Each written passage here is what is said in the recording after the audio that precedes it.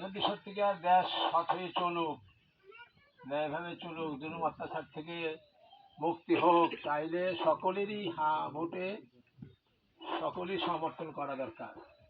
ঠিক ভোটে যদি সমর্থন না করে তাহলে বোঝা গেল সে দেশের শত্রু, দেশের কি না মিত্র নয়, দেশের শত্রু। এই জন্য সকলে এই ভোটের দিকে সবাই গুরুত্ব সহকারে আমরা সমর্থন দেওয়ার চেষ্টা করব। আর আশা করি ইনশাল্লাহ হবে, ভোট বিজয় হবে, এতে সন্দেহ আমার মনেও নাই।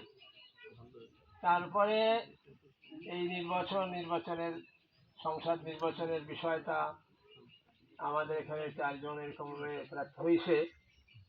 আমরা সকলেই লক্ষ্য করবো যে সত্যিকার যাদের দ্বারা দেশকে শান্তিময়, সুখময়, জুলুম অত্যাচার থেকে এরকম মুক্ত রাখতে পারে তাকেই আমরা এরকম সমর্থন করার চেষ্টা করব।